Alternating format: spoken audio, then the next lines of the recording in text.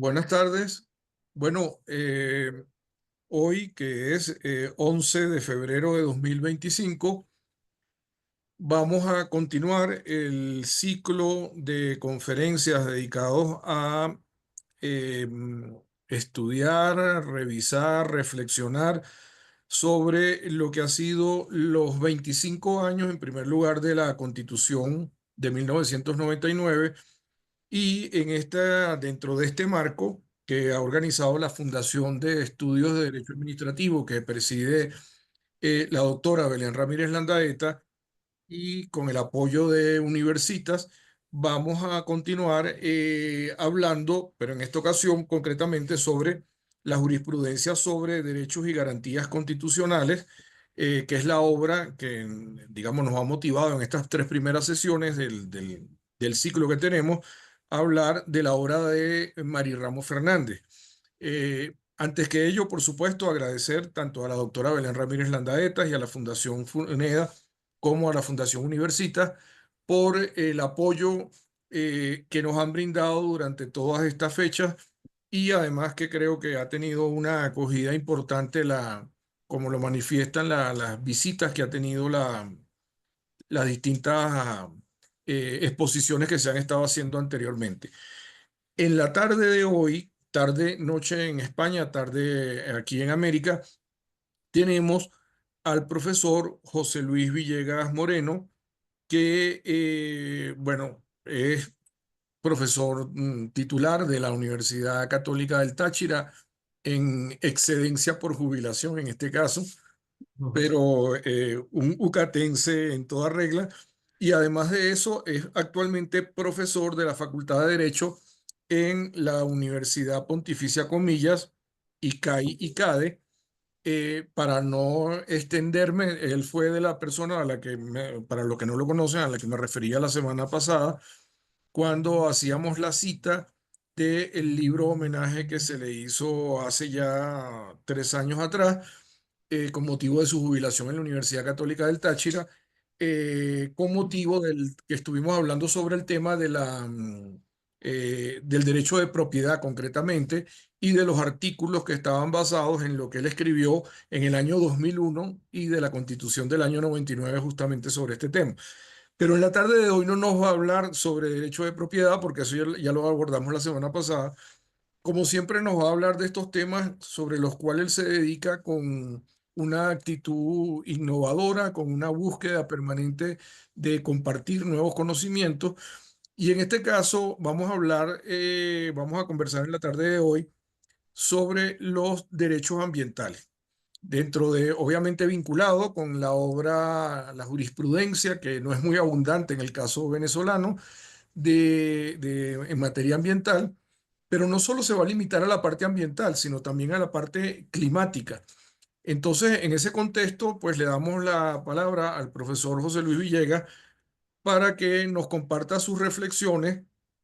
tanto en la perspectiva nacional como en la perspectiva internacional, sobre dónde estamos, cuál es el momento en el que estamos viviendo este tema ambiental y sobre todo porque además ahora tenemos una particularidad que no era tan previsible, aunque tampoco nos debe extrañar, de que iban a saltar por los aires muchas de las políticas que se estaban llevando a cabo en esta materia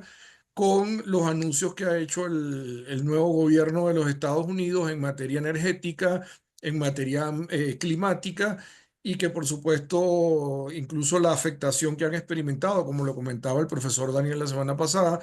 las organizaciones no gubernamentales que en todo el continente recibían apoyo, ayuda del gobierno de los Estados Unidos a través de una de sus organizaciones, que estaban vinculadas a estos temas concretamente del cambio climático y de derechos humanos en general.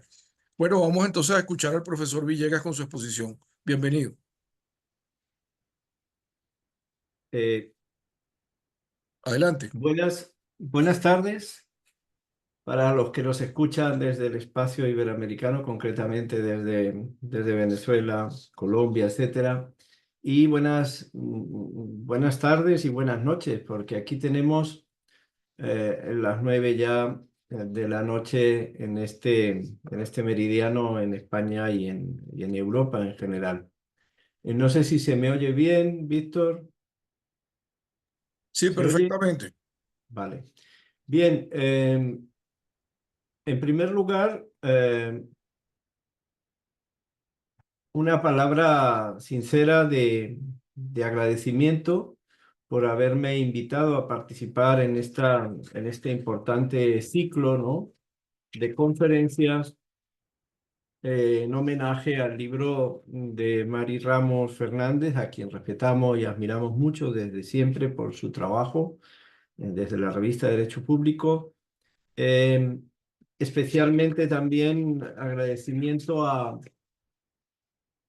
los que organizan estos eventos, a FUNEDA en la persona de la doctora Belén Ramírez, a la Universidad Monte Ávila y su Centro de la Regulación Económica, que también dirige el profesor Víctor Hernández, a la Fundación Universitas y a nuestro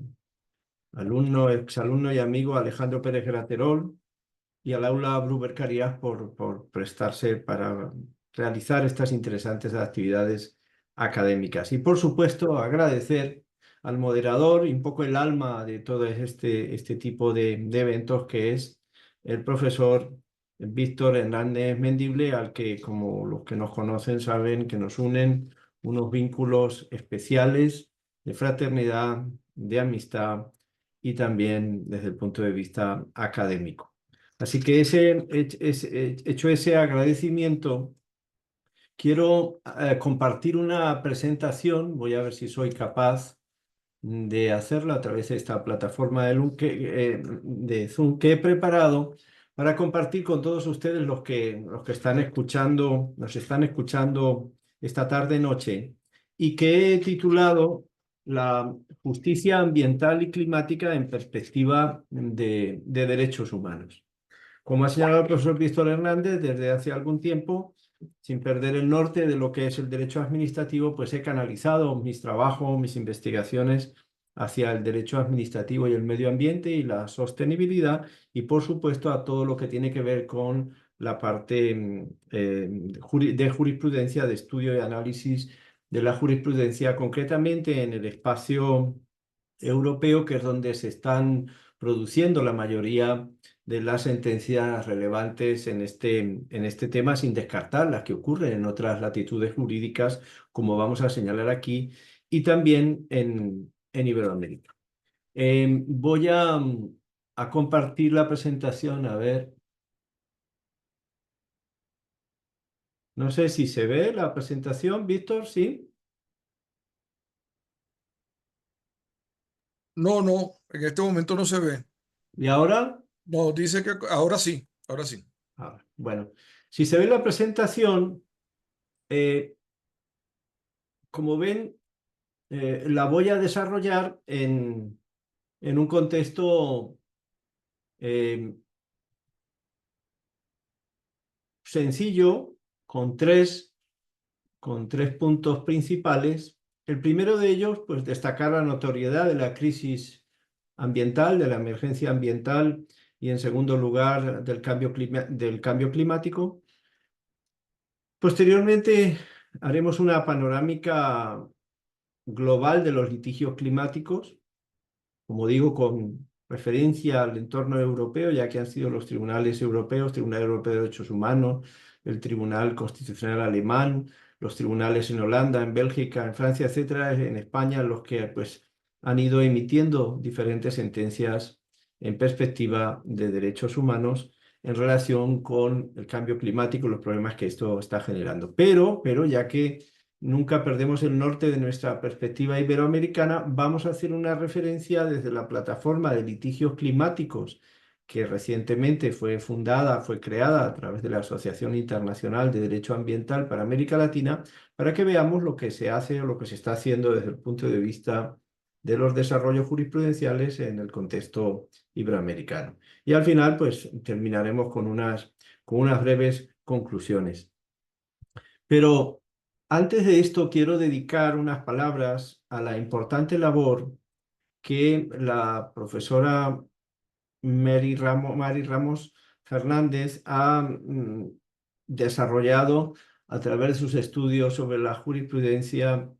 y sobre todo en la labor de compilación en tantos años en la revista de Derecho Público. Y quiero decir que me une una conexión especial con ella, aunque no tenemos un contacto directo, en este sentido, ya que yo durante 25 años he sido director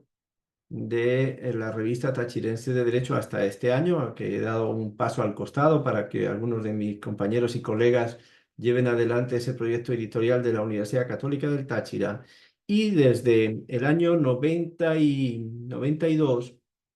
realizaba, aparte de ser el director, me ocupaba de darle una vida especial, un capítulo en esa revista, siguiendo la huella de lo que hacía Mari Ramos Fernández en la revista de Derecho Público y lo que había hecho y la orientación que en aquella época me había dado el profesor Gruber Carías. Y fuimos la única revista a nivel nacional que compilaba la jurisprudencia del Tribunal Contencioso Administrativo para la región Los Andes en aquella época, ¿no? Que fue creado. Ese juzgado contencioso administrativo con competencia territorial para Táchira, Mérida y Barinas estaba en Barinas, a casi 4 horas de carretera de San Cristóbal, donde yo residía. Y bueno, pues tenía que, allí no había internet, no había posibilidades de tener acceso a las sentencias. Yo tenía que viajar personalmente, ¿no? A través de compañeros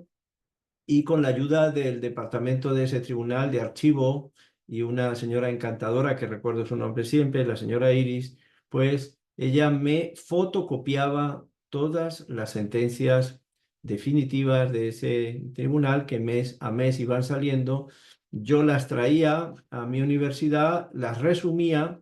y a través de un mecanismo que habíamos ideado, pues los presentaba en unos cuadros con un resumen para que se conociera lo que el Tribunal Contencioso Administrativo de la región Los Andes, en esa época, ahora ya existen los juzgados contenciosos en cada una de las capitales, concretamente en San Cristóbal, pero fue una etapa interesantísima donde para tener acceso al conocimiento de esa jurisprudencia contencioso administrativa se podía hacer en la región a través de nuestro trabajo con el equipo que me acompañaba y me apoyaba en la revista Tachirense de Derecho. Quería decir estas palabras con el permiso de nuestro moderador, espero que no me regañe, pero creo que es muy importante el trabajo que ha hecho Mari Ramos sobre la jurisprudencia, aparte de este magnífico libro, de esta compilación, todo su trabajo durante estos años. Dicho esto, pues vamos a abordar el tema que nos ocupa. Quiero decir también que esta conferencia, a petición del profesor Víctor Hernández Mendible, la he preparado un poco pues con las ideas y los materiales que pues circulan sobre estos temas, tanto artículos publicados en revistas como publicaciones monográficas, los informes del Programa de Naciones Unidas sobre el Medio Ambiente que reflejan toda esta problemática de justicia climática, etcétera. Pero hay 3 trabajos en los cuales he fundamentado esta conferencia donde he tomado los diferentes datos. Uno de ellos es mi trabajo publicado el año 2024 en el número 37 de la Revista Jurídica de Castilla-La Mancha, con el nombre de Litigios climáticos en perspectiva de derechos humanos, una aproximación a su desarrollo en Europa y América Latina. De ahí he tomado, de esta investigación que realicé el año pasado, pues algunos de los datos que uso en esta conferencia. Pero hay un trabajo extraordinario que siempre me sirve de orientación, de guía para abordar estos temas de los litigios climáticos, del medio ambiente, etcétera, que es el trabajo publicado por el profesor Víctor Hernández Mendible, nuestro amigo y compañero que tiene la gentileza de moderar esta conferencia, que fue publicado en la revista española de Derecho Administrativo en el número 219 hace 2 años, en el año 2022. Es un trabajo que lleva por título El litigio por el cambio climático, una nueva revolución por los derechos fundamentales. Esta investigación que hizo el profesor Víctor Hernández completa nuestro trabajo para esta conferencia, donde nos aporta tanto el desarrollo doctrinal sobre los litigios por el cambio climático, como los casos que él ya analiza en su trabajo. Para también esta conferencia he tomado información de un trabajo reciente publicado este año por el Observatorio de Litigios Ecológicos y Climáticos en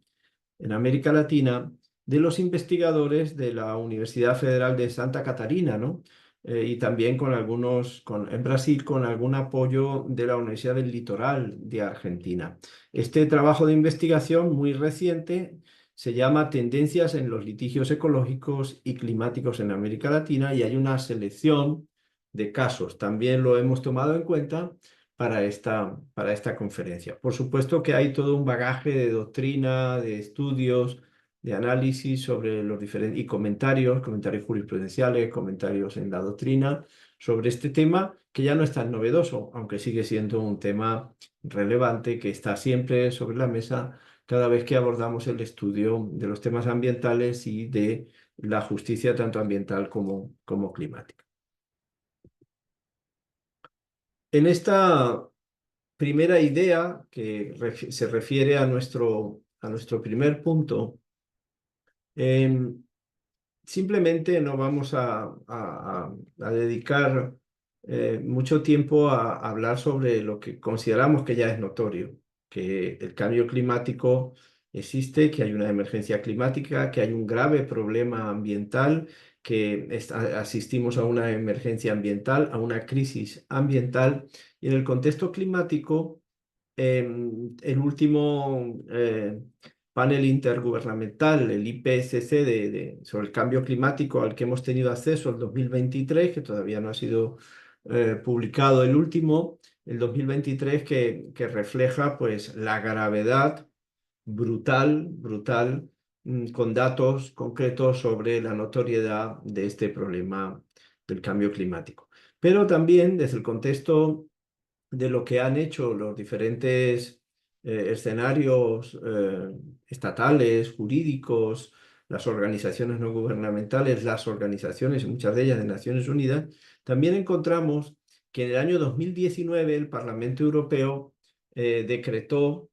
la emergencia climática. Es a partir de ahí, que coincide con el Pacto Verde Europeo, etcétera, donde pues, se toma muy en serio esta situación. En el ámbito de América Latina, en el contexto también de las Américas, la OEA, a través de la Comisión Interamericana de Derechos Humanos, emite también en el año 2021, hace poquito, hace unos años, una resolución importante para tratar este tema de la emergencia climática. Y también la CEPAL, este organismo de Naciones Unidas para América Latina, en el 2020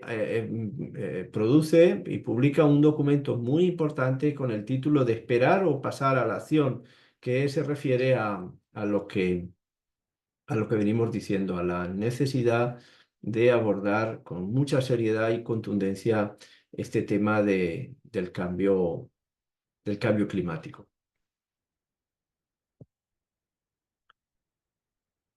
En segundo lugar, nuestra reflexión, con fundamento en el informe global, el último informe global sobre litigios climáticos al que hemos tenido acceso, publicado por Naciones Unidas a través del Programa de Naciones Unidas sobre el Medio Ambiente del 2023. No han producido, ahora saldrá este año el informe correspondiente. Pero bueno, estos datos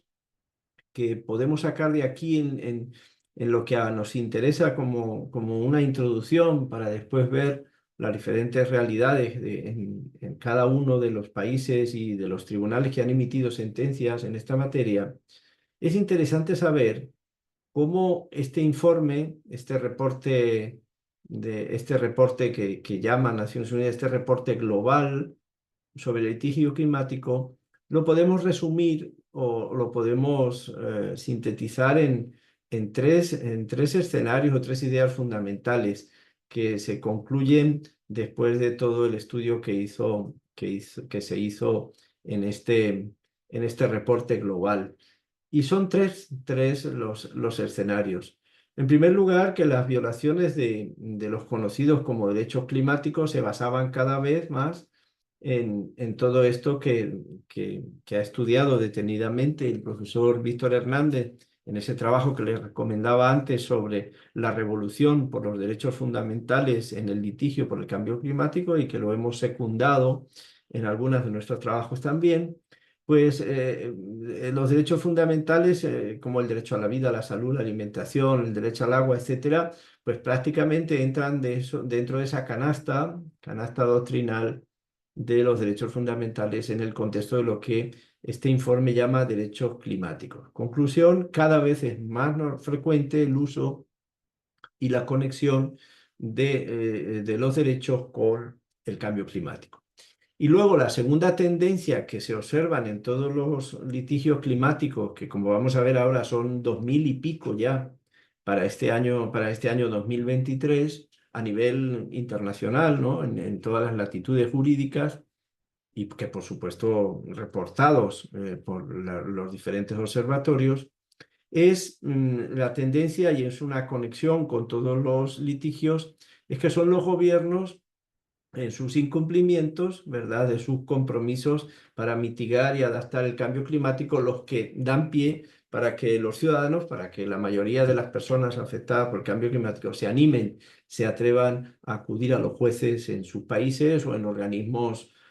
supranacionales, etcétera, y concretamente, como veremos en el caso de lo que ha pasado en Europa, en la Unión Europea. También hay una parte que este informe nos dice en estas tendencias, que es lo que llama el lavado verde, ¿no? Cuando aquí encontramos ciertos bulos, cierta información que no es falsa o engañosa sobre los impactos del cambio climático. Entonces también estos mensajes de las diferentes corporaciones, inclusive a nivel no solamente de corporaciones no gubernamentales, sino también gubernamentales, pues es una de las tendencias que se observa a la hora de acudir a los jueces para instaurar litigio climático. En conclusión, este interesante informe, que repito es el último, al que hemos podido tener acceso porque no ha sido publicado el correspondiente a 2025, entonces nos da estas tendencias para identificar elementos comunes en todos estos litigios climáticos. ¿Cómo vamos a dividir un poco, para no hacer muy aburrida esta conferencia, mi intervención, que luego podamos conversar al respecto de las personas que tengan interés? Pues en vez de insistir un poco más en la teoría, pues he preferido hacer una especie de secuencia del listado y de clasificación de los litigios climáticos con fundamento en el Centro Sabin de Estados Unidos y también con los datos que les he comentado de los diferentes trabajos, el trabajo del profesor Víctor Hernández y los trabajos en los cuales hemos investigado sobre los diferentes casos para dividirlos en dos grandes grupos. Litigios que tienen que ver con la situación de tratar de disminuir o que el impacto sea menor del cambio climático, lo que se llama la mitigación del cambio climático, y hemos englobado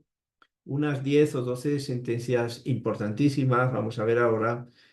sobre todo en el contexto europeo, sobre este tema. Y en segundo lugar, hemos escogido algunos casos bajo otro gran grupo que sería la adaptación al cambio climático o cómo las contribuciones para cubrir todos los costos por los impactos del cambio climático. Hemos identificado algunas sentencias. Hay uno de los casos más relevantes en el contexto europeo, que es el caso Urgenda, la Fundación Urgenda contra Holanda del año 2019, que para algunos autores pues es la partida de nacimiento, ¿no? Es el acta fundacional de los litigios climáticos. Este caso importantísimo, se condena al gobierno holandés por su inacción, etcétera, con relación al cambio climático. Sobre este caso, el caso de Urgenda con Holanda, que es el primer caso importante que se produce, pues se han escrito diferentes trabajos, diferentes artículos, comentarios para que este caso se conociera en toda la comunidad internacional. Hay un trabajo extraordinario de la profesora Teresa Parejo, publicado en la Universidad Carlos III sobre esto, ¿no? El acto fundacional o la partida, el inicio de lo que verdaderamente se puede entender como los grandes casos de litigios climáticos.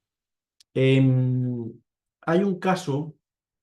que está todavía en desarrollo en Estados Unidos desde el 2018, el caso Juliana versus Estados Unidos también, de cómo se pueden involucrar los derechos de las personas con el cambio climático, pero han sido muy reticentes, muy lenta la situación, muchas zancadillas para que este juicio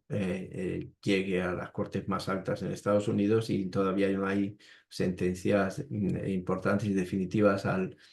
respecto, ¿no? Es uno de los casos que al principio, cuando investigábamos, pues lo veíamos como con más ilusión de que pudiera cristalizar en una gran decisión que desde los Estados Unidos pues iluminara el resto de los ordenamientos jurídicos,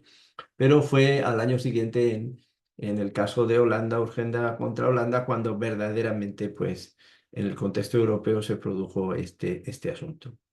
Hay un caso que es conocido como el de Generaciones Futuras contra Colombia, resuelto por la Corte Suprema Colombiana en el año 2018, muy importante, que tiene que ver con los derechos de las generaciones futuras, de las personas que demandaron de diferentes regiones de Colombia por lo que estaba pasando y todavía sigue pasando en la Amazonía colombiana. Consideramos que este caso que vincula el cambio climático, que vincula las actividades de los estados y las inactividades de los estados, establece el tema de los derechos diacrónicos o de los derechos de las generaciones futuras, también conocido como el principio de equidad intergeneracional. Si bien no se le ha dado tanta importancia como los casos resueltos por los tribunales europeos, ya en el 2018 este caso en Colombia, a mi modo de ver, representa un precedente importante, inclusive para los casos europeos. Me llama mucho la atención y ahora lo conecto de una vez con el caso del Tribunal Constitucional alemán resuelto en el año 2021, que es el otro caso que les ponemos en esta lámina, donde se habla de las generaciones futuras, los derechos diacrónicos. Prácticamente se anularon artículos importantes de la ley federal alemana de protección climática con fundamento en la conexión entre la perspectiva de los derechos humanos, de derechos fundamentales y el cambio climático, y no se hace ninguna alusión a este caso emblemático resuelto en Colombia. Los jueces alemanes, pues no, seguro que conocían esta decisión, pero no hacen ni una referencia, y sí hacen referencia a otros casos, inclusive a mi modo de ver, menos trascendentes en el contexto europeo o en el contexto de Australia o cualquier otro lugar. Hay un caso también resuelto por el Tribunal Federal en Australia en el año 2021, donde también se vincula la conexión de los derechos fundamentales de los ciudadanos con el cambio climático, como habíamos señalado anteriormente. En el año 2023, hace un año y pico, 2 años menos, en España se había llevado un juicio que se llamaba el juicio por el clima, ¿no? En España, siguiendo la huella de Urgenda, Greenpeace, o como organización no gubernamental y otras organizaciones en España, pues demandaron al Estado español por el plan integrado de energía y clima, y prácticamente la demanda era pues muy similar, seguía de cerca los planteamientos en el caso del juicio que se llevó a cabo en Holanda, en el caso Urgenda, que se les dio la razón. El Tribunal Supremo Español, pues, se quitó de encima el caso y dijo que no, que había que respetar las competencias, que había que respetar el esfuerzo del gobierno español, del Estado español, por sus compromisos con el contexto de la Unión Europea y con el Convenio de París sobre el calentamiento global, etcétera, y que la demanda pues, no estaba bien planteada desde el punto de vista de la pretensión procesal que se pretendía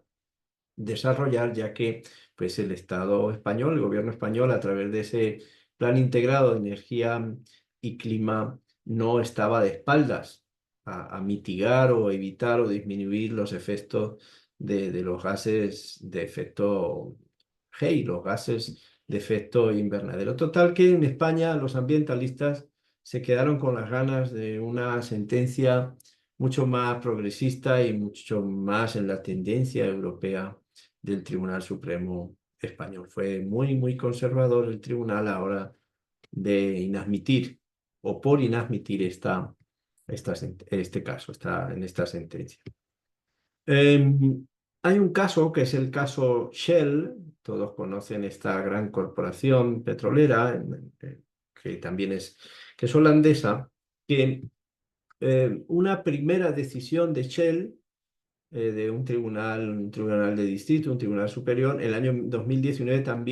también levantó las alarmas porque se ordenó en una sentencia también importantísima, como el caso de Urgenda. Ese tribunal holandés ordenó a Shell una cantidad de medidas para mitigar, para comprometerse, para disminuir los gases de efecto invernadero, y prácticamente pues, le puso una camisa de fuerza a esta gran corporación, para que en sus actividades incluyeran medidas muy importantes para la mitigación del cambio climático, porque estaban en juego los derechos fundamentales de los ciudadanos holandeses. Pero resulta que 6 años después, ahora, apenas hace unos meses, en el 2024, pues el Tribunal Supremo holandés revocó esa sentencia y dijo que Shell pues, estaba cumpliendo con los compromisos que el mismo Estado holandés había establecido, inclusive con el Pacto Verde Europeo, con el Acuerdo de París sobre la disminución y la mitigación de los gases de efecto invernadero. Total que en este momento el caso Shell se cierra con una sentencia desfavorable por parte de la máxima autoridad judicial de ese país. Recientemente, ahora en este año que termina, se produce una de las sentencias más trascendentes en el contexto europeo y que ha tenido y va a tener mucha influencia hacia el escenario internacional en el ámbito del medio ambiente, y es la primera sentencia del Tribunal Europeo de Derechos Humanos que condena a un Estado, a un país, el caso de Suiza. Se conoce con el nombre el caso de las abuelas suizas o el caso de las abuelas por el clima. Beren Klimassenorien aparece en el encabezado de la sentencia. Es una sentencia del 9 de abril de 2024 y se condena y se ordena al Estado suizo tomar en cuenta todas las medidas que a nivel internacional han suscrito para proteger los derechos, en este caso, de las personas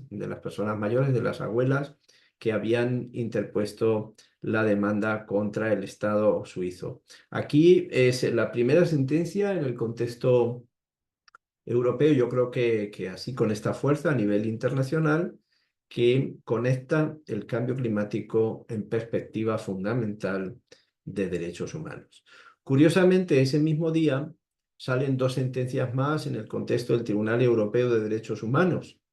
El caso Duarte Agostino y otros, conocidos como los niños de Portugal, que demandaron también para conectar en perspectiva de derechos humanos las reclamaciones contra el cambio climático y contra Portugal y otros 20 o 30 estados de la Unión Europea. Y en este caso, pues el mismo tribunal que le dio la razón a las abuelas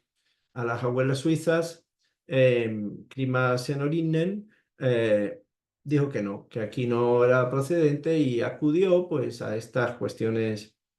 procesales que no tenían legitimación, que no habían agotado las instancias internas en el ordenamiento jurídico portugués, etcétera, cosas que son ciertas desde el punto de vista formal, y entonces declaró inadmisible este litigio, esta demanda climática. Y hay otro caso en Francia el conocido como Carême versus Francia, un señor que era alcalde en un pueblo por allá en Francia y también demandó al Estado francés porque el Estado francés violaba los principios fundamentales y los derechos de los ciudadanos porque no cumplía con sus compromisos de mitigación del cambio climático, que en tanto en el Acuerdo de París como en el Pacto Verde Europeo, etcétera. Por lo tanto, también en este caso el Tribunal Europeo de Derechos Humanos desecha, inadmite, declara inadmisible esta demanda por razones también procesales, formales. Ya el señor Karen no vivía en ese municipio y además estaba fuera de Francia, estaba en Canadá. Total que entonces pues el Tribunal Europeo se lavó las manos y no se comprometió con este juicio. Total que ese mismo día, tres sentencias, una que admite, es el caso de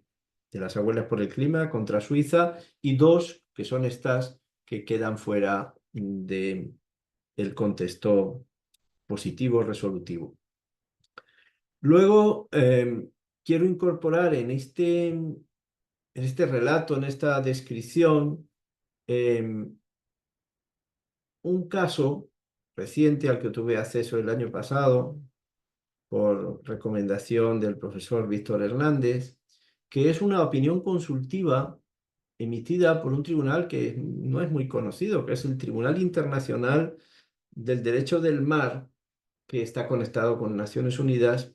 y en una sentencia vinculada a una opinión consultiva, a la que suelen hacer estos tribunales, como en el caso iberoamericano, en el caso de las Américas, la Corte Interamericana, que vamos a ver ahora las dos sentencias importantes que quiero comentar, pues decidió que sobre el ambiente marino y el cambio climático, pues hay muchas obligaciones estatales que deben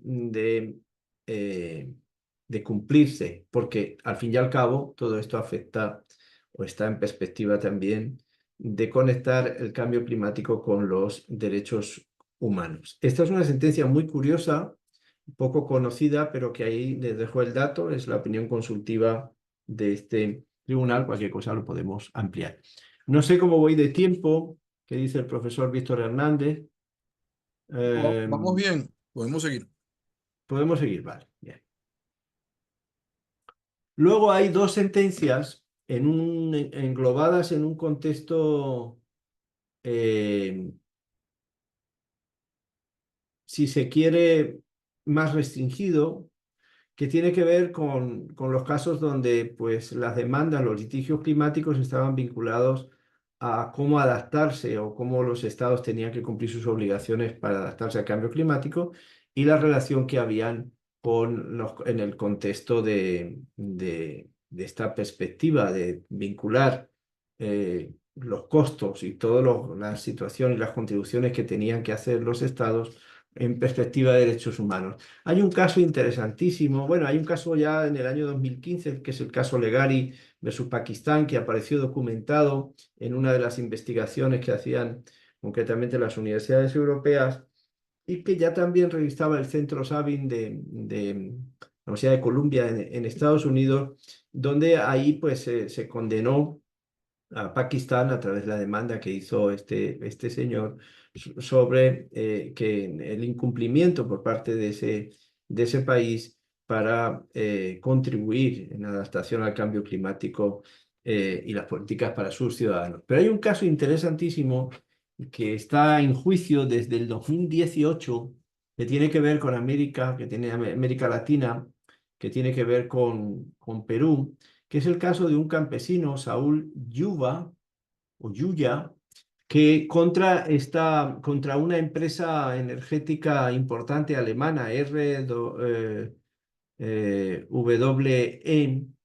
que tiene inversiones en una zona por allá, en las montañas peruanas y concretamente en los glaciares, en la zona de Huarat, en Perú. Resulta que este señor, apoyado por organizaciones no gubernamentales, se presentó en Alemania y demandó a esta importante empresa todopoderosa y le han dado curso, tiene recorrido este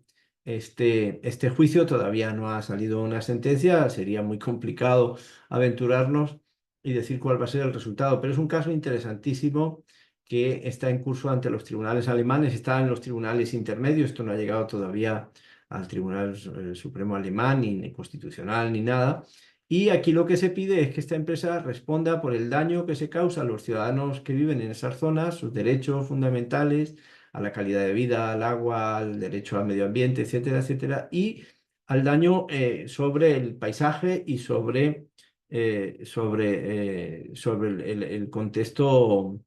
biológico, ¿no? Todo lo que tiene que ver con con ese escenario de biodiversidad que hay en los Andes peruanos, porque dice que con la actividad de estas empresas explotadoras allá en esa zona de ciertos recursos, pues ha hecho que se produzca el deshielo de los glaciares. Un caso interesantísimo, vamos a ver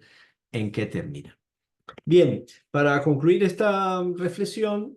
decirles que el informe este al que he hecho referencia al principio del Programa de Naciones Unidas sobre Medio Ambiente,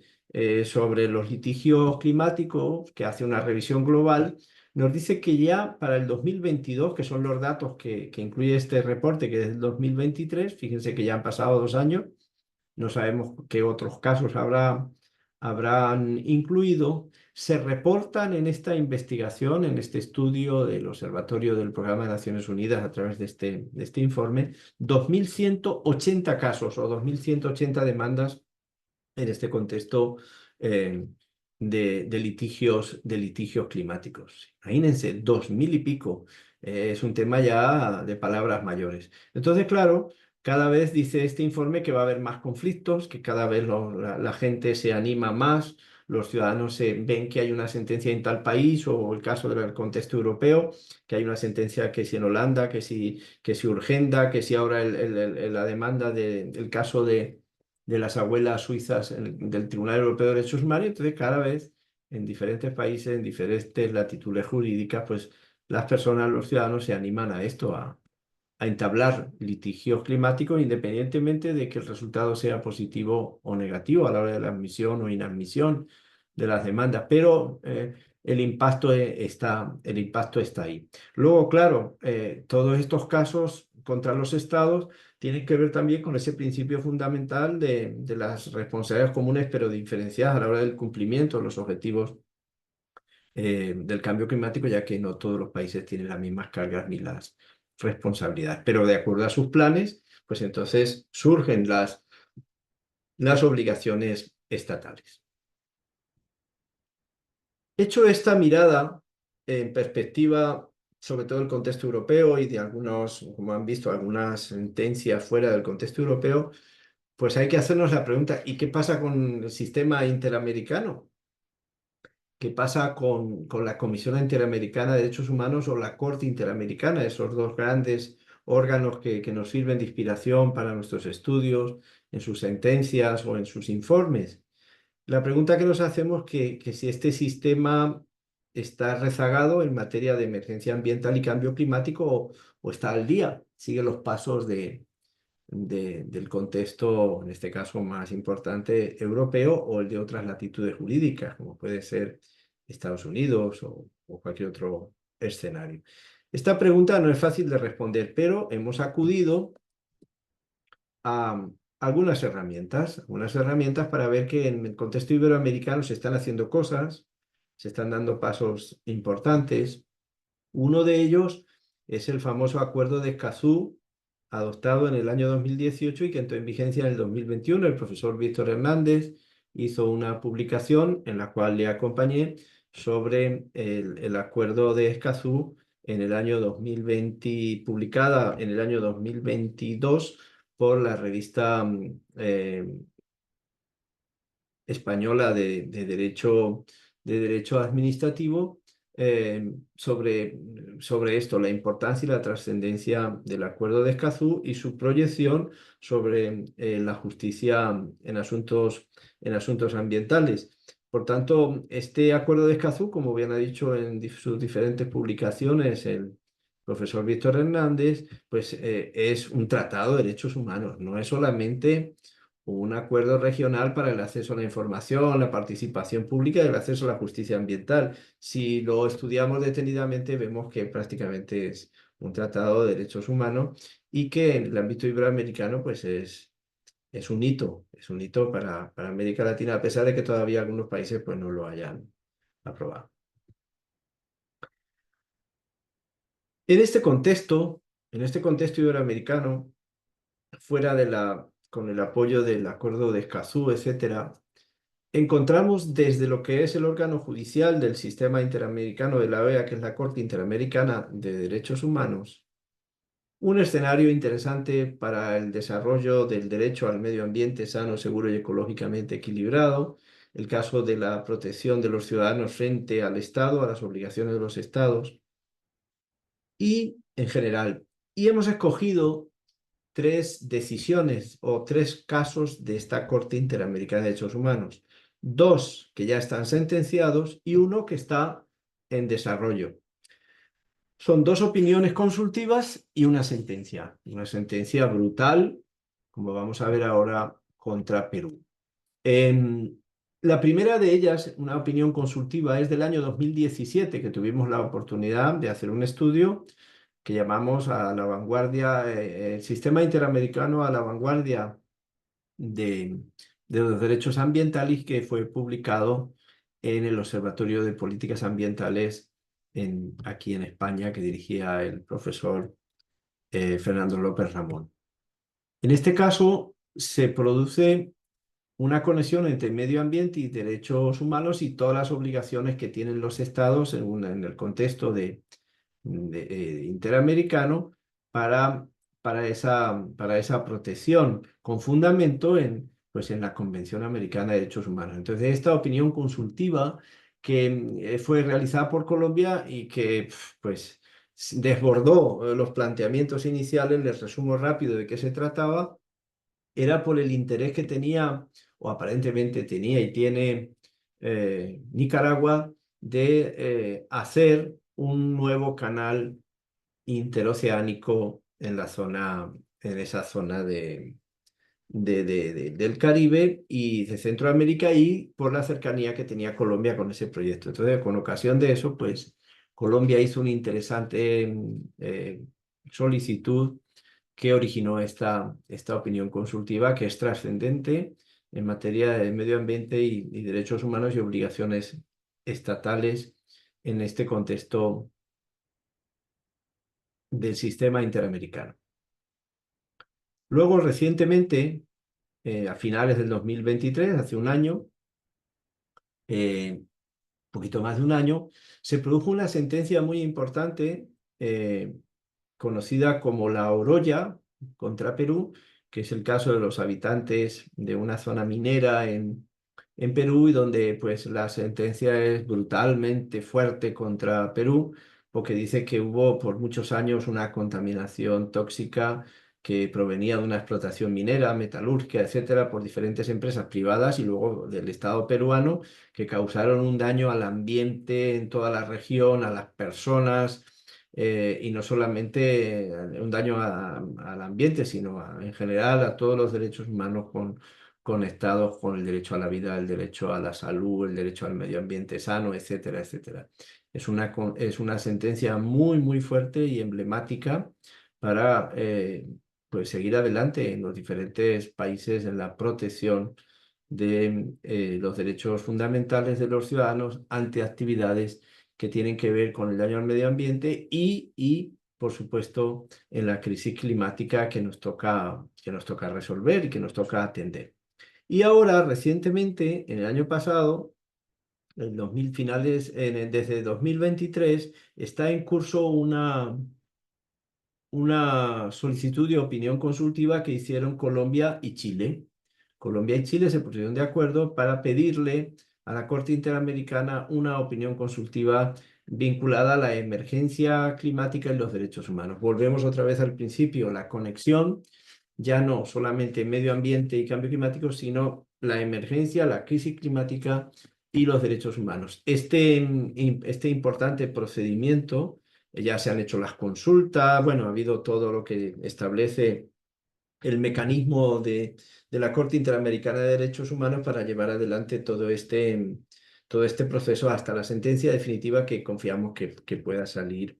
este año y que seguro que nos va a dar unas pautas importantísimas sobre la importancia de vincular la emergencia climática con los derechos humanos y las obligaciones de los estados para proteger a sus ciudadanos. Es novedoso este asunto y por eso pues quise traerlo para esta conferencia, aunque repito, todavía hay muchos informes, organismos de todo, académicos, empresariales, expertos que han participado en esta opinión consultiva. Que como digo, todavía no ha sido resuelta y está en trámite procesal. Haciendo lo mismo que hicimos en la panorámica que presentamos, una perspectiva general en el contexto europeo y fuera de Europa,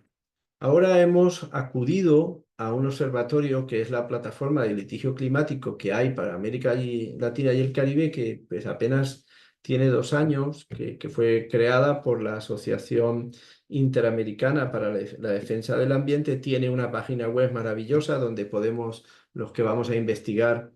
pues observar los diferentes casos que allí se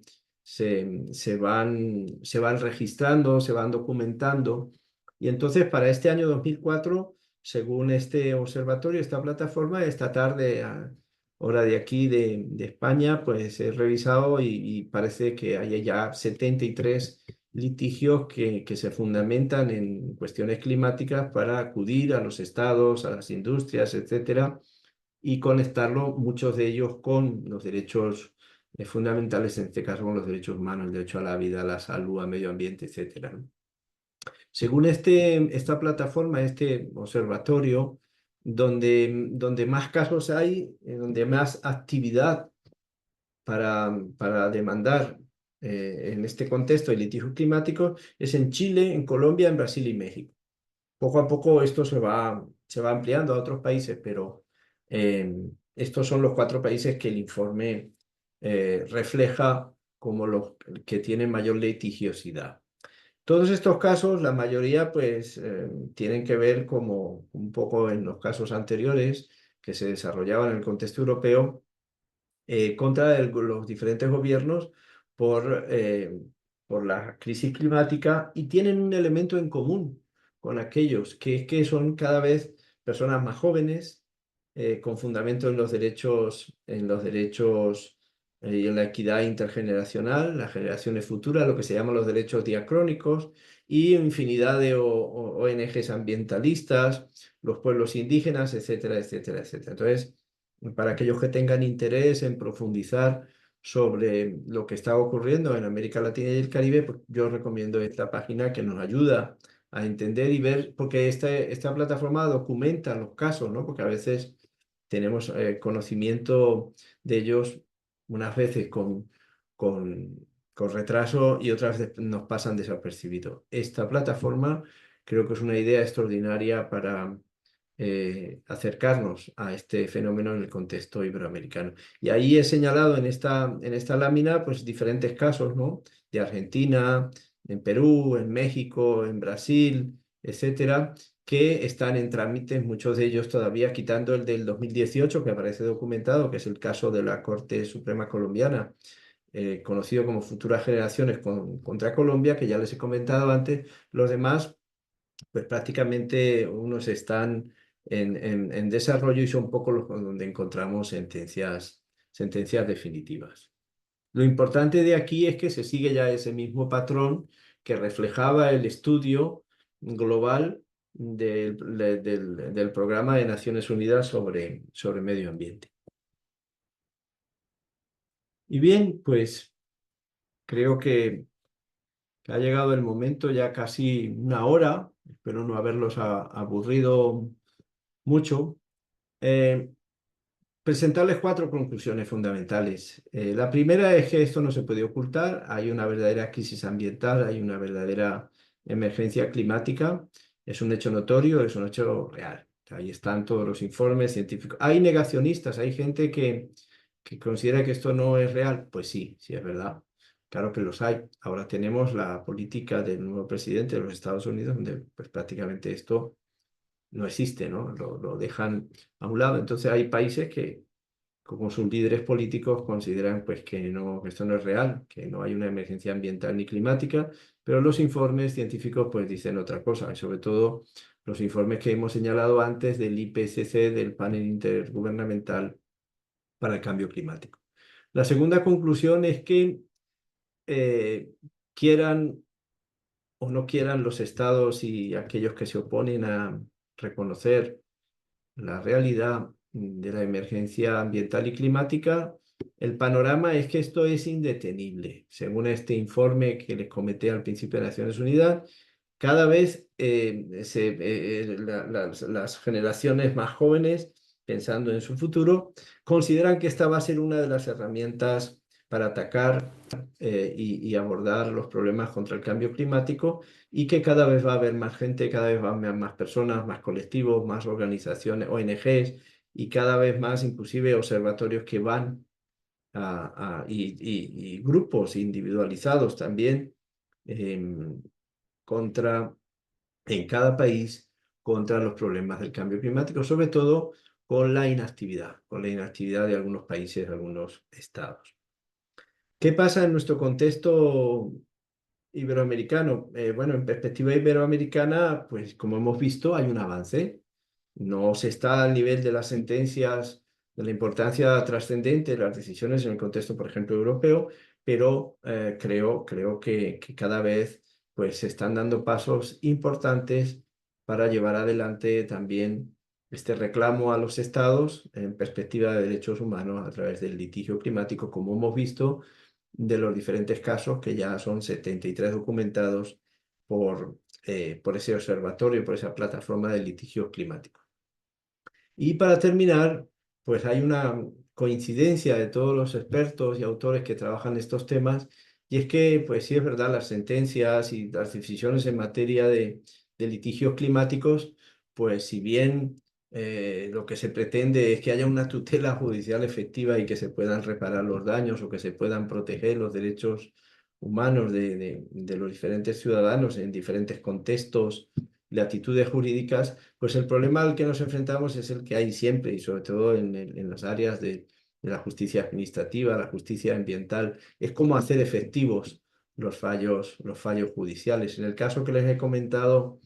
de Colombia del 2018, todavía están tratando de ver cómo terminan de ejecutar y de cumplir para la protección de la Amazonía en Colombia lo que dijo esa maravillosa sentencia.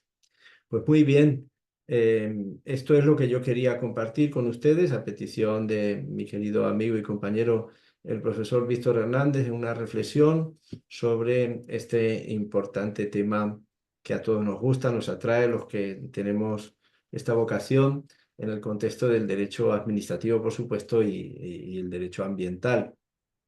que es una armonización que cada vez utilizamos más para adelantar los fenómenos que desde el punto de vista de la investigación y académica nos gustan en este contexto, repito, de vincular los derechos humanos, la perspectiva de los derechos humanos con las demandas sobre medio ambiente y cambio climático. Muchas gracias. Bueno, muchas gracias al profesor José Luis Villegas. Si quieres, perfecto, para dejar de compartir. Muchísimas gracias por la exposición que ha abarcado en una apretada síntesis un tema que además está en pleno proceso de desarrollo. Fíjense que en el caso venezolano se plantea lo siguiente: van a ver que la jurisprudencia realmente es mínima. En el Observatorio de Políticas Ambientales del año 2015, junto con el profesor Villegas, publicamos el informe de Venezuela y no logramos recoger para aquel año más de 7, 8 sentencias, no en materia climática, hago la precisión, sino en materia ambiental. Y hago la precisión por lo siguiente, porque algunos activistas confunden litigio climático y litigio ambiental cuando hay una relación de género-especie, ¿no? El litigio ambiental es mucho más amplio que el tema climático, pero el tema climático forma parte del tema ambiental, sin lugar a dudas. Entonces, en Venezuela, los casos que se han desarrollado, además han tenido una pobreza jurisprudencial en el sentido ya no de la cantidad, sino de la calidad que se le ha dado a las decisiones, por las razones que, bueno, se han comentado en fechas anteriores y no vamos a reiterar aquí en materia de Poder Judicial. Pero más lamentable es la situación cuando se ve la noticia, por ejemplo, del 25 de mayo de 2024, en que nos comunicaban a todos, no solo a los venezolanos, sino a todos los vecinos de la comunidad andina, que Venezuela ostenta el registro de ser el primer país andino en perder todos sus glaciares. Y el último que se perdió fue el glaciar Humboldt en la Sierra Nevada, y con ello, pues, bueno, ya no tenemos glaciares, que era uno de los atractivos turísticos y además ambientales que tenía Venezuela dentro de esos contrastes geográficos que tenemos al ir de una región a otra. Esto lo destaco porque pues no solo ha habido una mala política ambiental y obviamente una inexistente política climática, sino que adicionalmente a esto, pues el trabajo desde el punto de vista de la protección jurisdiccional, eh, pues ha sido mínimo y realmente no ha ido orientado a la protección del ambiente como derecho humano, como ya lo reconocía el Protocolo de San Salvador desde el año 1988, como también lo reconocen las Naciones Unidas desde hace 3 años atrás,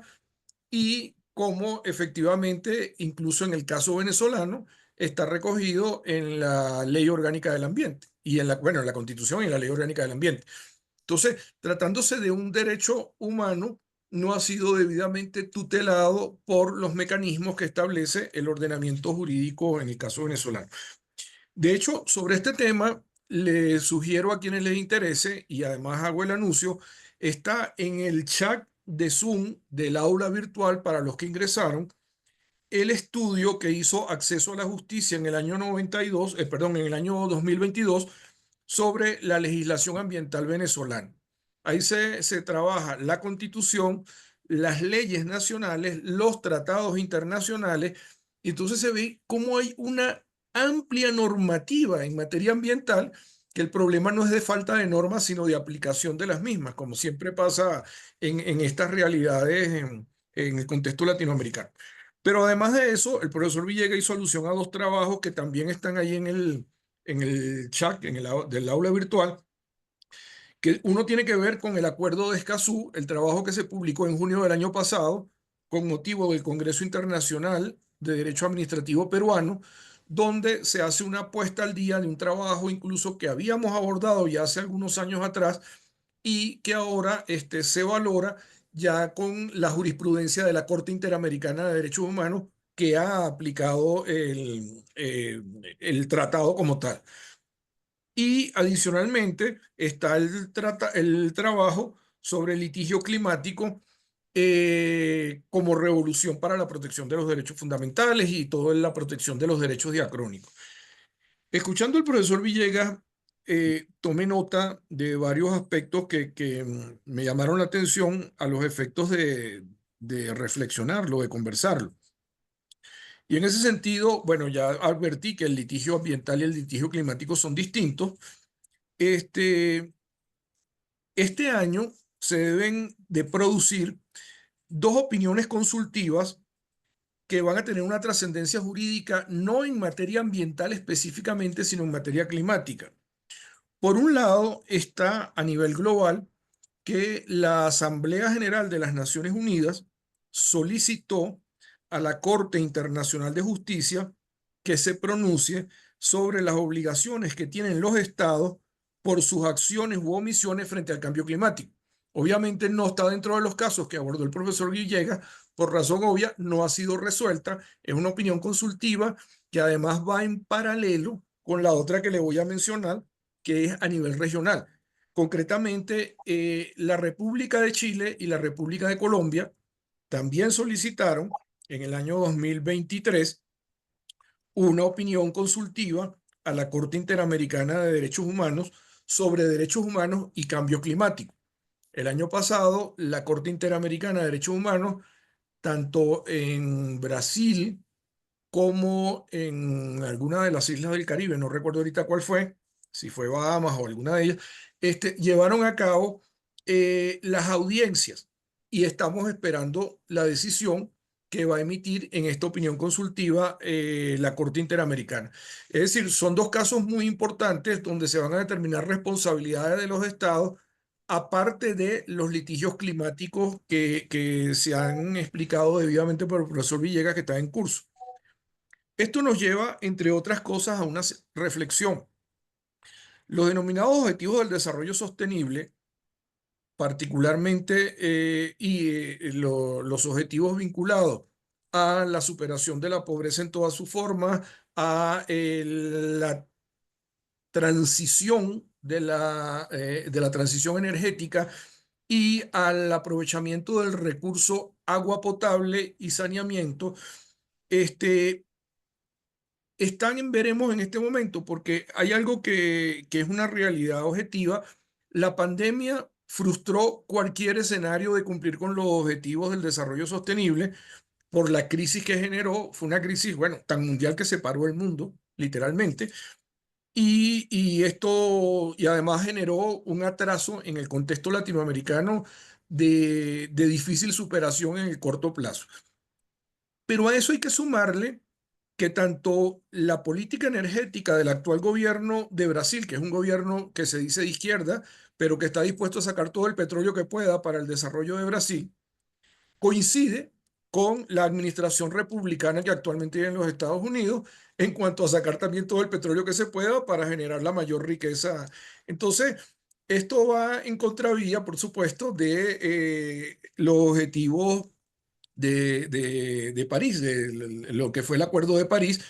que curiosamente fue por lo que condenan a Shell en primera instancia y luego en noviembre pasado el Tribunal Superior revoca el fallo, aunque reconoce que el tema de la protección del cambio climático está íntimamente vinculada con los derechos humanos, pero deja este asunto allí, digamos, miren, esto no se le puede cargar a Shell que cambie su política y que no extraiga los recursos naturales, porque igual si a Shell la condenamos a esto, lo va a hacer otro. Y más ahora con los anuncios que acaba de hacer el actual presidente de los Estados Unidos, seguro que lo va a hacer otro y no va a cambiar en nada la situación. Entonces, arruinar a uno para beneficiar a otros de los competidores, pues me imagino que entra dentro de la lógica que tienen los jueces cuando analizan este caso y dicen, bueno,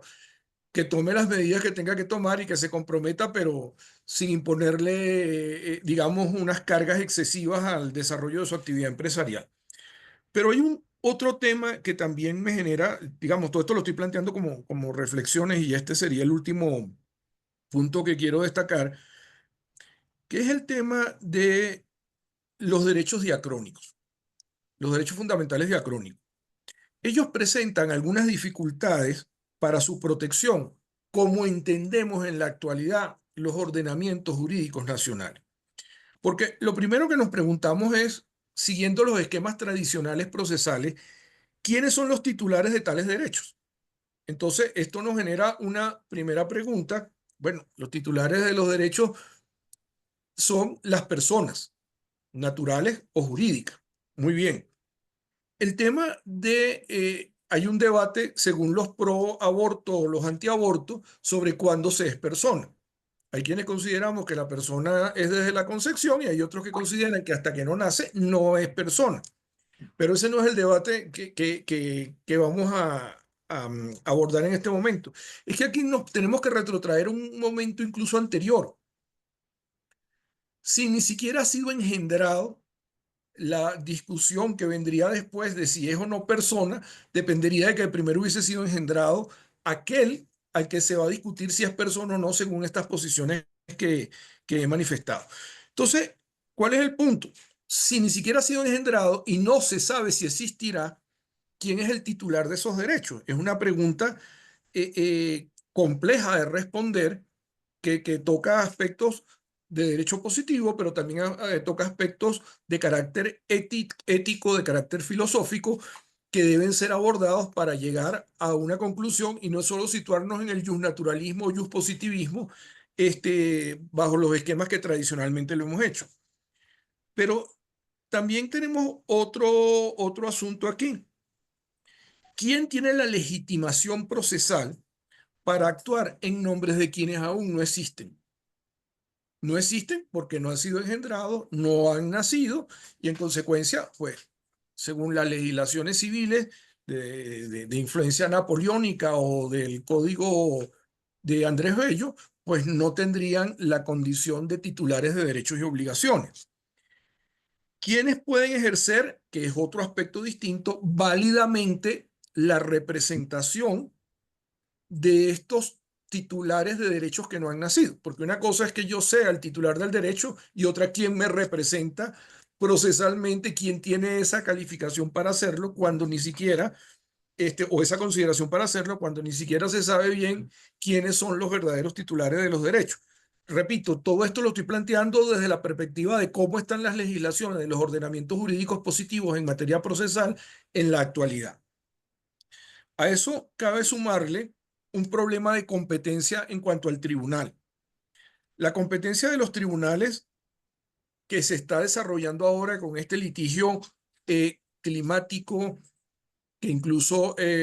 algunos llaman litigio estratégico o incluyen dentro del litigio estratégico al litigio climático, pero sin entrar ahora en esas precisiones terminológicas que no es lo que me interesa destacar, estamos ante el desarrollo de una jurisdicción universal en materia climática. Esto lo planteo porque, por ejemplo, en los casos que se presentaron en Francia en materia de litigio climático y que se presentó ante el Tribunal Federal Alemán también en materia de litigio climático, resulta que varios de los demandantes no viven ni siquiera en Alemania o en Francia, sino que viven en unas islas en Asia o viven en la India y se hicieron parte en el proceso en función de, bueno, de los alegatos que plantearon allí. Pero entonces esto nos plantea, o el caso del peruano que desde Perú demanda a una empresa en Alemania, estamos ante una suerte de evolución o de construcción de una jurisdicción universal en materia de litigio climático.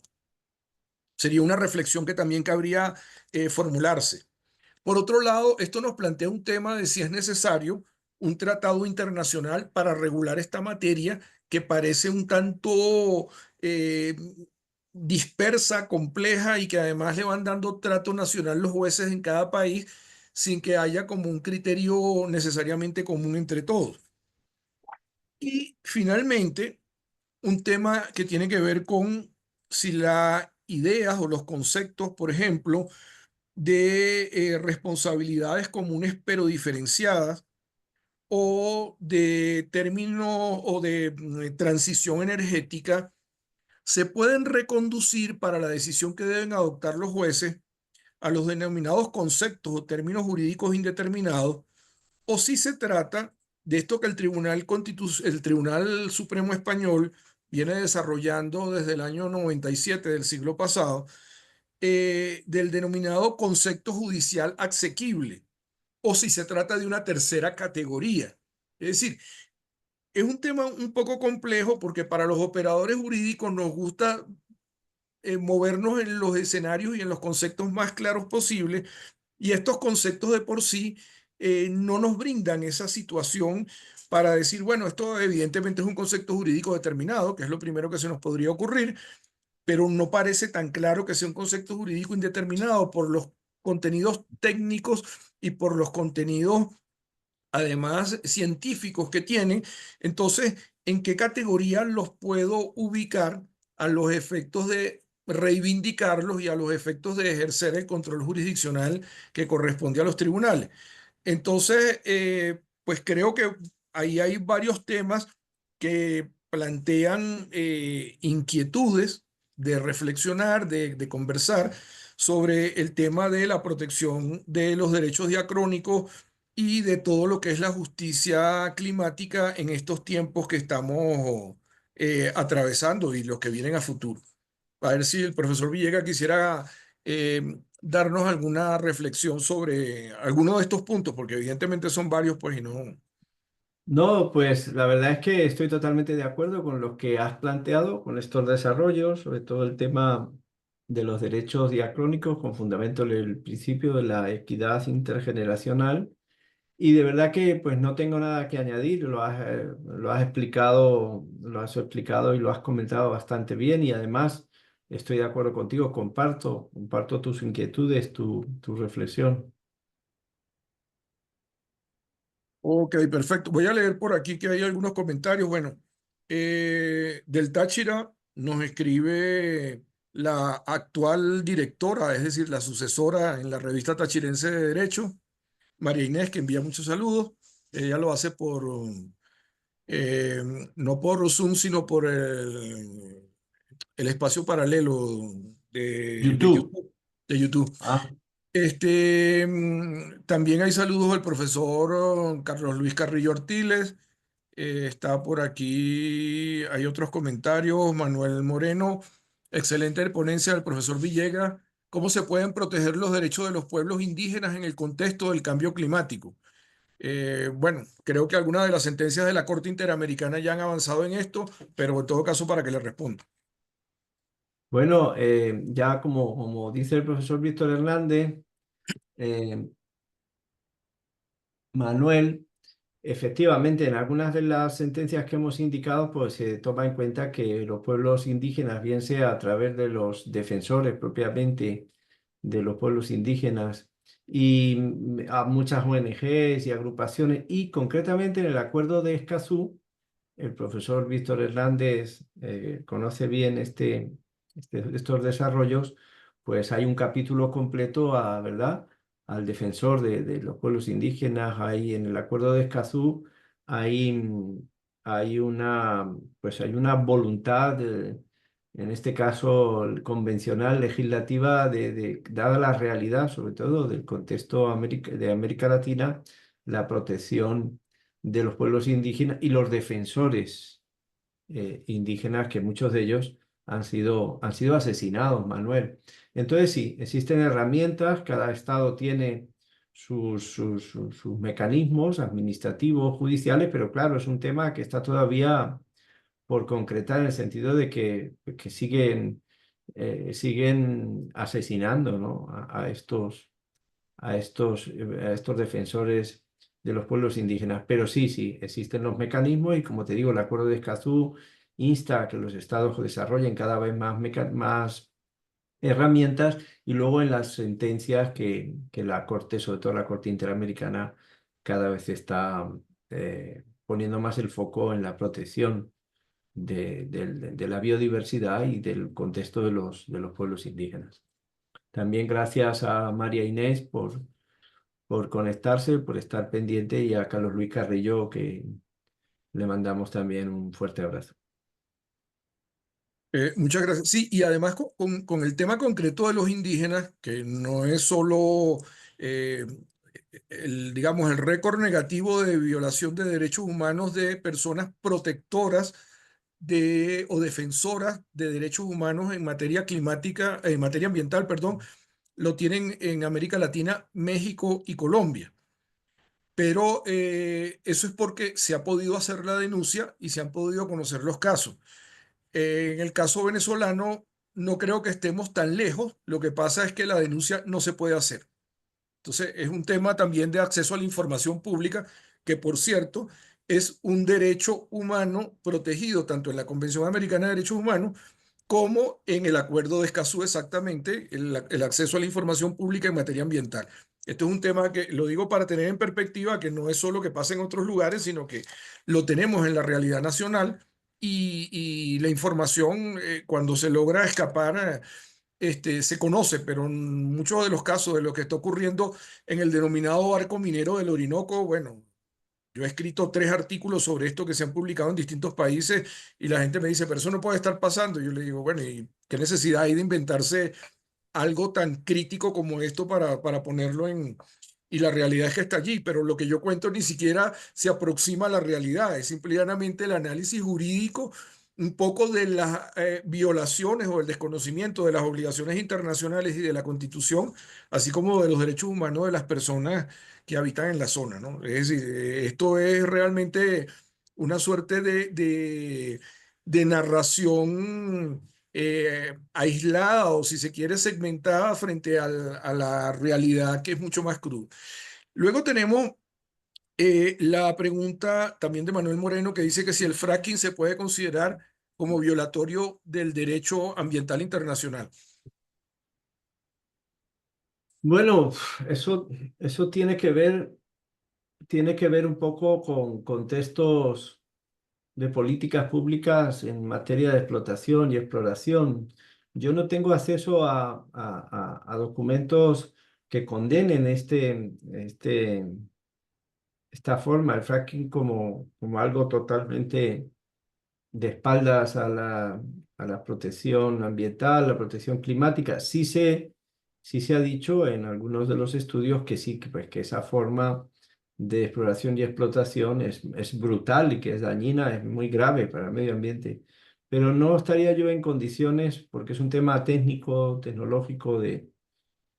dar una opinión definitiva al respecto, ¿no? Y fíjate que en Estados Unidos, con el presidente Trump, pues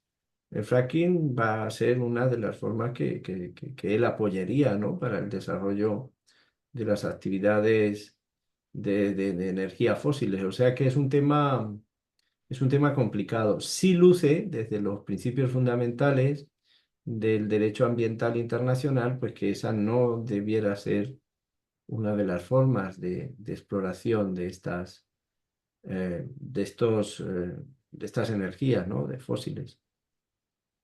Sí, incluso completando un poco la idea del profesor Villegas, fíjense que pasa algo allí que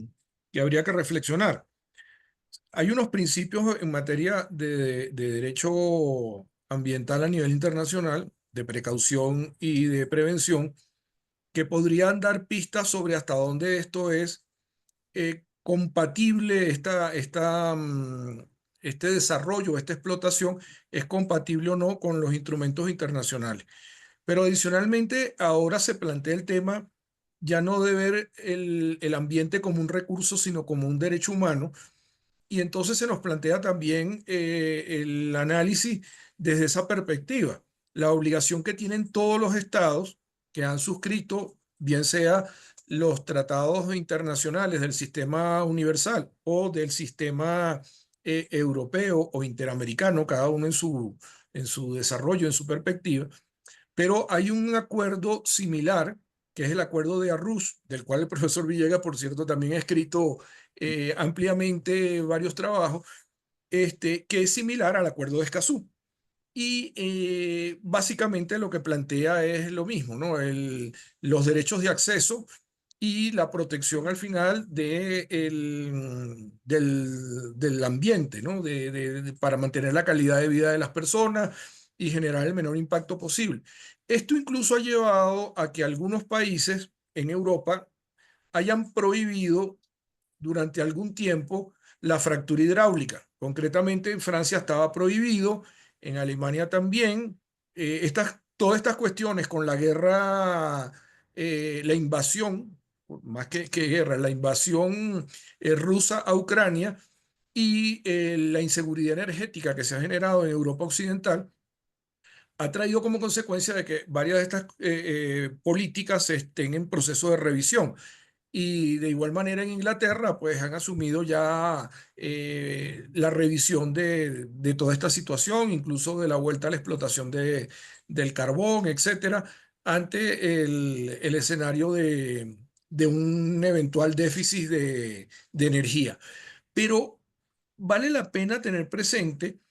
de que la fractura hidráulica, hay quienes la defienden, por supuesto, y dicen que no es dañina, que no contamina las aguas subterráneas, que no genera ningún tipo de terremotos. Obviamente, pues lo que dice el profesor Villegas es un tema científico que habrán quienes estén a favor y quienes estén en contra, desde la perspectiva de los científicos, ¿no? Ya propiamente. Y es muy complejo definir a priori que el solo hecho de realizarlo ya va a generar consecuencias que van a ser negativas. Incluso allí tendríamos que aplicar todos los estudios de factibilidad, de impacto ambiental, de impacto socioeconómico, que por lo menos en la realidad latinoamericana nos exige la jurisprudencia de la Corte Interamericana de Derechos Humanos para determinar incluso qué incidencia va a tener eso en las distintas realidades donde se tratará de desarrollar. Pero en la medida en que bajen igualmente los precios del petróleo, la fractura hidráulica pasa a ser un desarrollo secundario porque sale más económico pues mantener la producción del hidrocarburo como se ha hecho en los últimos 110, 120 años aproximadamente, a hacer esto mediante esta técnica que resulta más,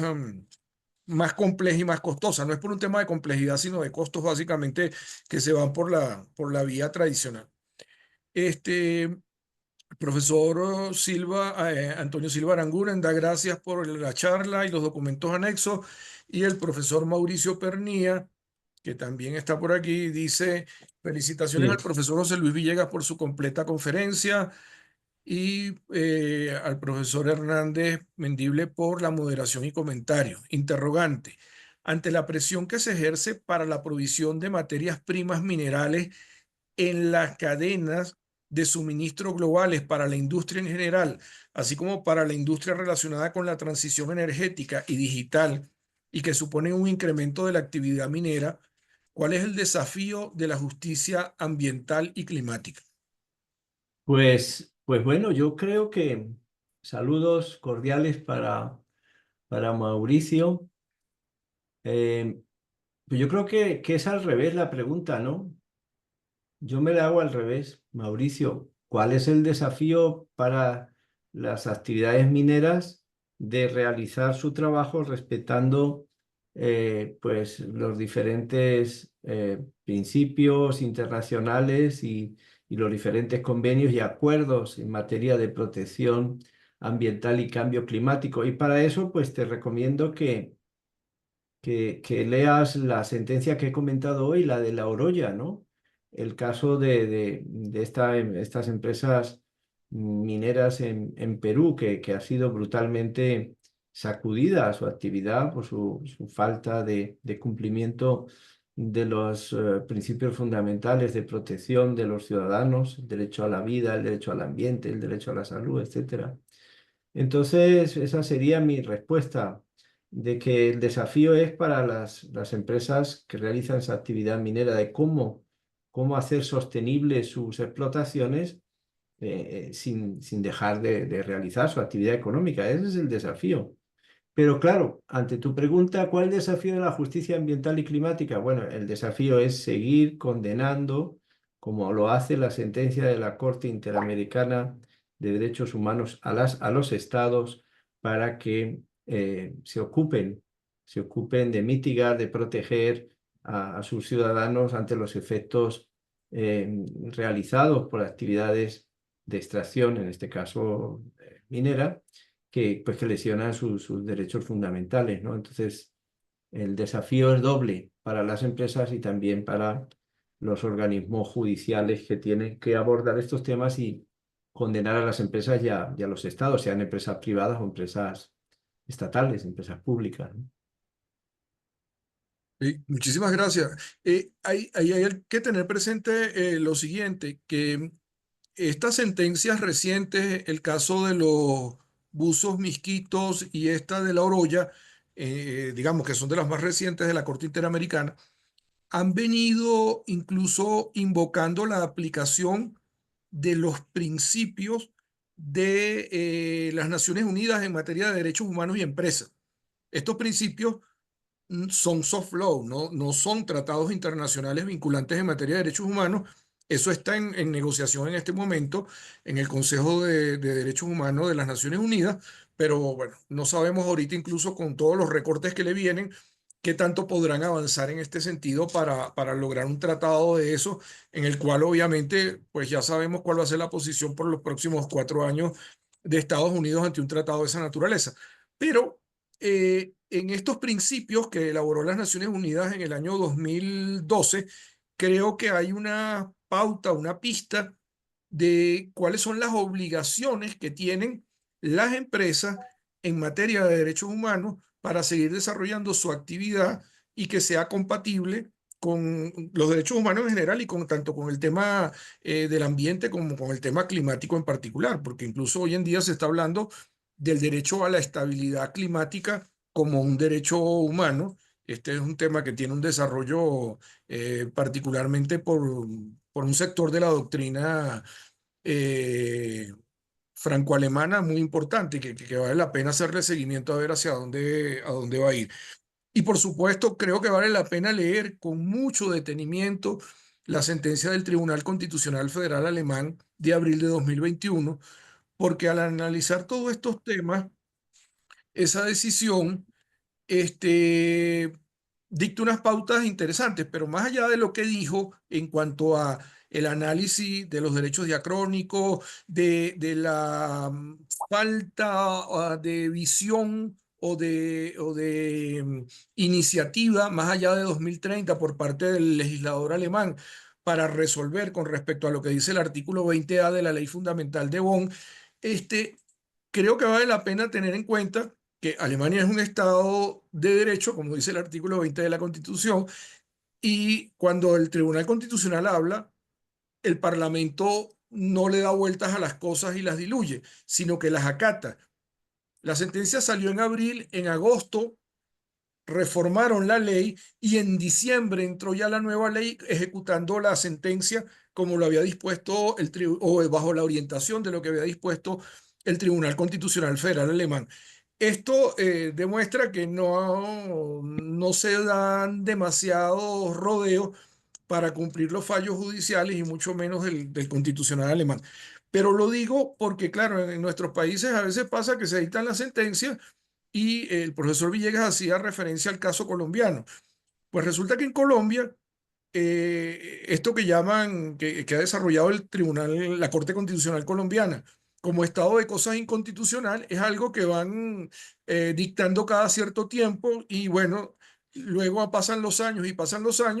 y el estado de cosas inconstitucional sigue estando igual, entonces la sentencia al final no tiene ningún efecto práctico, más allá de decir que hay una suerte de caos jurídico institucional que está afectando el cumplimiento de la Constitución. Pero eso es una declaración muy interesante desde el punto de vista retórico, pero no tiene ninguna utilidad práctica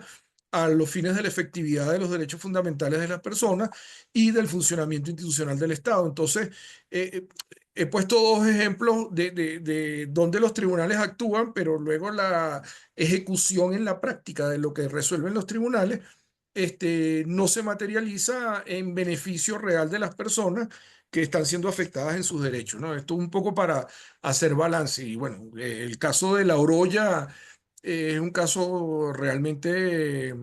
dramático porque La Oroya era una empresa que nació privada con inversión extranjera, fue estatizada, con lo cual fue una empresa pública durante un tiempo, luego fue privatizada de nuevo y en un periodo de 100 años entre 1922 y 2022 que sale la sentencia, sistemáticamente contaminó el ambiente, contaminó el hábitat de las personas que viven en el municipio de La Oroya. Muchas de estas personas murieron, otras tienen enfermedades de por vida, etcétera. Y bueno, lo único que hubo fue una rebaja de las políticas ambientales en la zona para permitir que la empresa siguiese operando a pesar de la afectación que estaba generando en la vida y en la salud de las personas. Entonces, este es el ejemplo donde quizás hay muchos otros que no se han resuelto sobre este tema, de lo que no debería pasar nunca, pero que quedó debidamente documentado en esta decisión de la Corte Interamericana de Derechos Humanos que vale la pena leer. José Gregorio Morales Rincón, desde el Juzgado Contencioso Administrativo del Estado Táchira, también envía saludos. Y bueno, para finalizar, le voy a dar la palabra al profesor José Luis Villega para que diga unas últimas palabras antes de despedir la sesión del día de hoy. Bueno, no quiero extenderme mucho, simplemente pues agradecer nuevamente a todos los que han organizado o organizan este ciclo de conferencias, felicitar a la profesora Mari Ramos por su excelente obra, por su excelente trabajo. Em, Agradecer a todos los que se han conectado, bien sea a través de Zoom o de YouTube, que no, yo desde aquí pues no puedo ver en YouTube. Y bueno, a mis compañeros, amigos y demás de la Universidad Católica del Táchira les mando a todos un gran abrazo. También a Antonio Silva, a Carlos Luis Carrillo, que han estado conectados. Y agradecer también al profesor Víctor Hernández, que como ya he dicho, pues es el alma de todo este desarrollo del derecho administrativo global en el contexto iberoamericano. Es la persona más conocida y la persona que más hace por la difusión de todo esto que se hace en el contexto bueno, desde Venezuela, desde Colombia, desde Argentina, desde República Dominicana. La referencia en cualquiera de los países iberoamericanos y aquí en España es Víctor Hernández Mendible. Y bueno, voy a pecar un poco pues, de a lo mejor de hacer, de hacer apología por la persona y el trabajo del profesor Víctor Hernández, pero si no lo hago yo, que soy su gran amigo y hermano, pues entonces ¿quién lo va a hacer, no? Decir que aparte de todo este trabajo que hace de moderar, de echarse a la espalda todas estas conferencias, cantidad de eventos, conversatorios, etcétera, está realizando, esto para los que no lo sepan y necesiten estudiar, investigar, una labor extraordinaria a través de, el asunto del capítulo de jurisprudencia de la revista de Administración Pública que edita el Centro de Estudios Políticos y Constitucionales, que fundó el maestro García de Enterría, y Víctor se ocupa de toda la jurisprudencia de la Corte Interamericana de Derechos Humanos. Yo cuando tengo que investigar algo o leer algo, alguna sentencia, en este caso en el de la Oroya, no me voy a la Corte a ver la sentencia, sino a lo que Víctor ya ha hecho, ha estudiado y ha resumido y que aparecen publicadas en esa sección jurisprudencial de la Corte Interamericana de Derechos Humanos, en esa extraordinaria revista, que es uno de los hitos del derecho administrativo iberoamericano. Solamente eso. Muchas gracias. Bueno, muchas gracias al profesor Villegas por sus palabras y además, efectivamente, la revista de Administración Pública está conmemorando 75 años de existencia este año. Es la revista en lengua castellana más longeva que existe y creo que en el área del derecho público en América, pues la más longeva es la del profesor Gruber Carías, ¿no? La revista de Derecho Público venezolana que está cumpliendo este año 45 años también, es decir, 30 años menos que la española, pero que es de las pocas que se han mantenido a lo largo del tiempo. Bueno, tengo el privilegio de conocer a muchas personas efectivamente en el continente y en buena medida, pues eso hay que agradecérselo a que el profesor Gruber Carías lleva 60 y tantos años rodando por el mundo y ha abierto las puertas a los venezolanos en distintos, Así bueno, no es, solo a mí, así sino a es. muchos otros. Y cuando uno llega, pues ya, aunque no vaya referenciado por el profesor Gruber Carías, ya eso es un, digamos, un espacio que le brinda la posibilidad de ser recibido de una manera distinta a que si fuera de otro país, ¿no? Así Y es, sí. eso pues siempre lo reconozco y lo agradezco en todos lados a donde voy porque es así. Bueno, finalizamos dándole las gracias a la Fundación de Estudios de Derecho Administrativo, a la doctora Belén Ramírez Landaeta nuevamente por esta tercera sesión, a la Fundación Universitas, a Leni, que ya tiene preparada la promoción de la cuarta y de la quinta sesión. En la cuarta sesión estaremos junto con el profesor Carlos Luis Carrillo Artiles, hablando, pues, los temas nunca lo anunciamos, pero en este caso lo voy a hacer. Él va a hablar sobre el tema eh, al cual se ha dedicado en los últimos años y la jurisprudencia vinculada a ello, que es el derecho sancionatorio y disciplinario. Y yo voy a hablar del tema que originalmente tenía que hablar en este evento, pero que la semana pasada me tocó además abarcar otro por razones que llevaron a ese cambio, que es sobre la jurisprudencia en materia de derechos sociales específicamente. Y ya nos quedará la quinta sesión al final del mes, donde tendremos otros dos invitados también hablando de temas que tienen menos desarrollo jurisprudencial por lo novedosos que están, como tienen que ver con derechos digitales e inteligencia artificial, pero que van a ser muy interesante ver en dónde estamos y hacia dónde podemos ir en base a todos los tratados e instrumentos internacionales que se están adoptando en esta materia específicamente. Muchas gracias a todos, que tengan una feliz tarde y bueno, y feliz noche para el profesor Villegas y que descanse. Gracias.